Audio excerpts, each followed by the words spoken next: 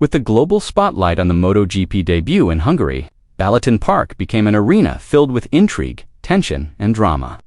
Marc Márquez once again proved his mastery of the track with a decisive victory in the sprint race.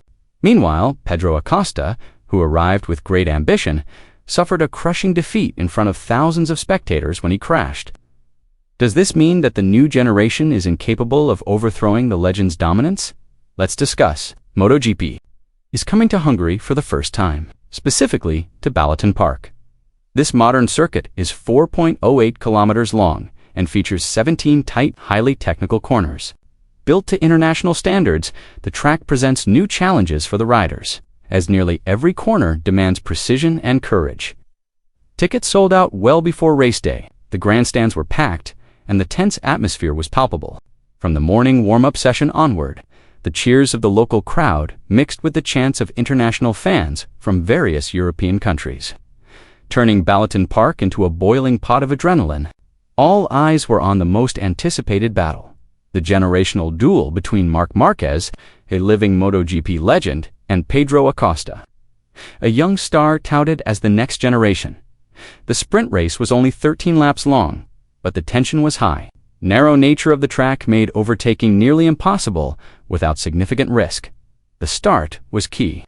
Marquez, the veteran, knew that whoever controlled the first corner had the best chance of winning the race. The drama began as soon as the starting lights went out.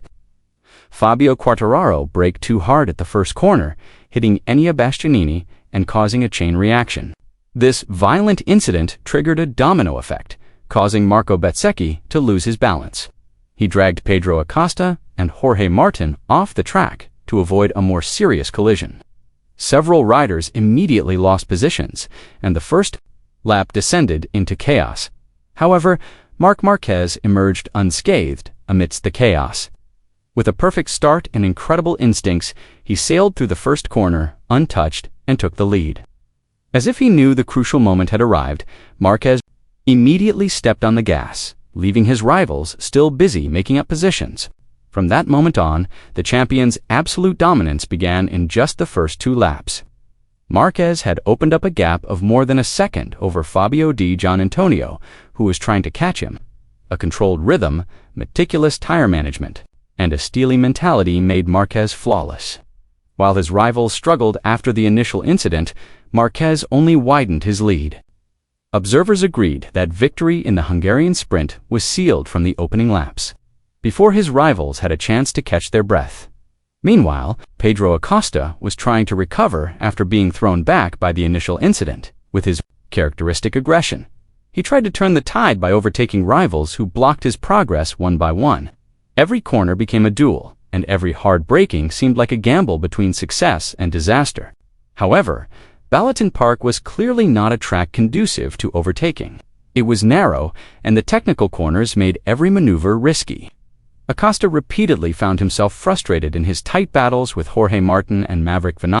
With no real opportunity to launch a clean attack, the tension finally boiled over on lap 6.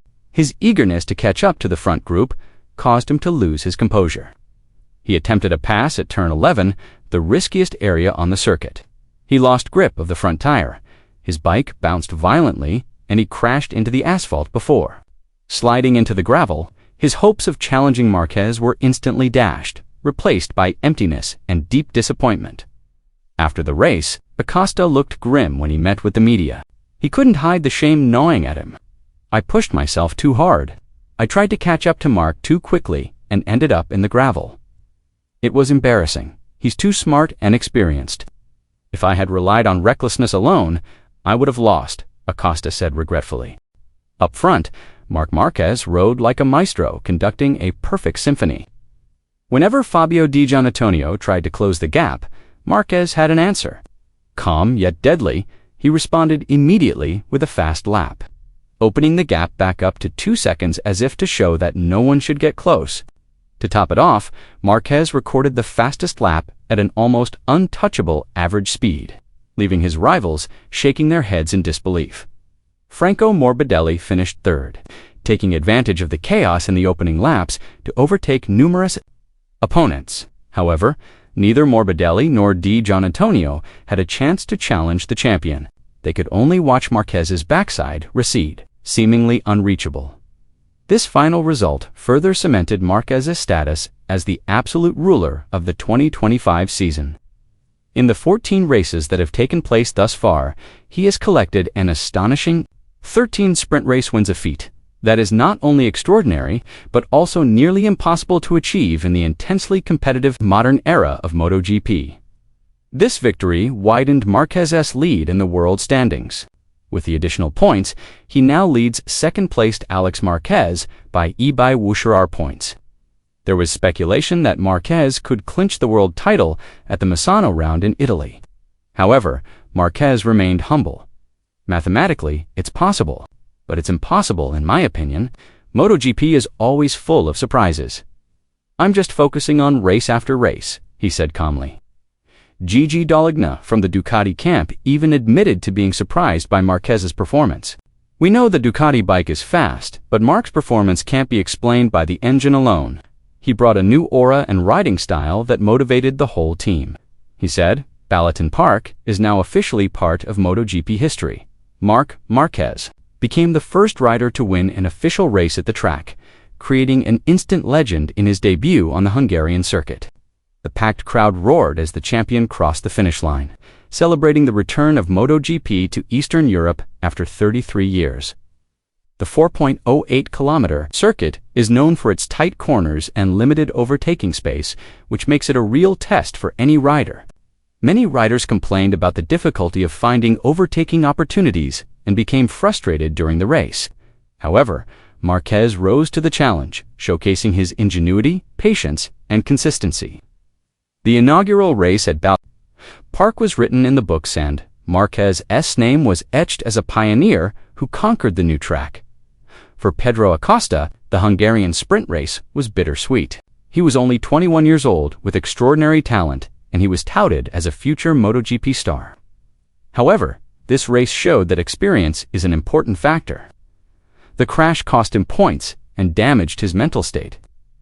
Many analysts viewed the incident as an important lesson.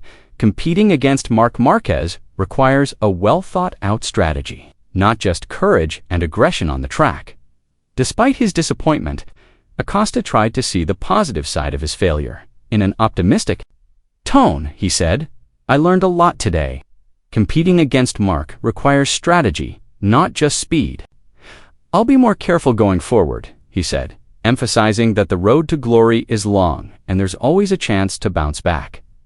The Hungarian sprint race reinforced two major narratives.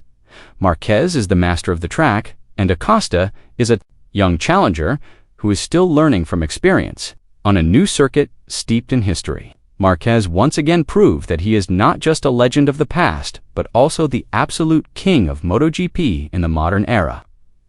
Is the new generation not ready to topple the maestro? Share your thoughts below.